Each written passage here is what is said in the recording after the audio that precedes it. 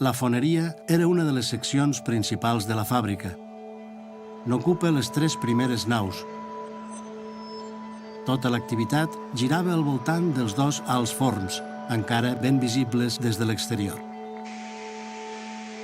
Quan estava a ple rendiment, el procés de fosa a la terra s'arribava a repetir fins a 3 cops per setmana, en setmanes laborals de 6 dies. Fins a una 50ena de treballadors van arribar a operar sota les ordres d'un encarregat que coordinava i supervisava la feina de la secció. El puesto que treballava més gent i era el puesto que volia treballar més gent perquè es necessitava el diner, no n'hi havia. Però has de tenir tindre influència. En aquell temps es tenia tindre influència per entrar. Qui entrava aquí, hi havia un dicho que deien si treballes a Caltrepat tens el pa assegurat. Com que va ser les primeres màquines de segar que es van fer a Espanya, que hi havia tanta demanda que, és clar. A l'estació, quan carregaven, hi havia almenys 14 o 15 vagons i totes allí arrenglegades i marxaven cap a Burgos. L'escriptori portava un llistat de les peces que s'havien de fer, els números i la quantitat i aquestes coses. Però llavors allí la foneria ho distribuïa, és a dir, d'aquesta hem de treballar, d'aquesta hem de fer tantes més perquè en 2 o 3 dies puguem fer el cupo. Als anys 40 era difícil perquè de llengot ne venia poc i s'havia de fer molt amb ferro del que et donaven la gent. Els penjadors em sembla que estaven obligats a portar el pes del ferro que pesava la màquina. Del que fos, d'allò de xatarra, el que fos, a qüestió ferro. Pues hi havia molta recuperació de la guerra.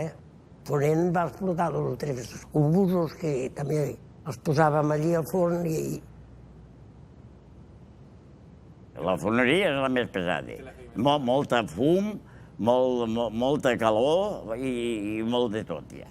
Això he de dir la veritat, perquè n'hi havia que havien començat el dilluns i el dissabte plegaven. Encara tinc la marca de llavors, que fonèiem una peça gran i hi havia un montoll de ferro, molt d'això, i l'ardor sola em va pelar l'ardor sense tocar el ferro, aquí. Nosaltres teníem un suplement de treballs penosos. Ens fèiem uns d'allò als peus, amb una lona i un fil i tapar els peus perquè era el més perillós. Perquè hi havia molts escatxics, era el ferro i d'allò. Com que no passava res, si hagués hagut algun accident fort i coses d'això, alguna mort o alguna cosa, llavors hagués sigut una altra cosa. Però al no passar res, es anaven tirant, vull dir, anaven fent. Després ja va venir que ens van donar un mono que ja va costar un temps, però mira, algo era algo. Ho suposo que de la manera que treballàvem nosaltres no ho feia, no feia cap més foneria, que era una mica important. Aquella altra gent avançaven i aquí no es moia la cosa.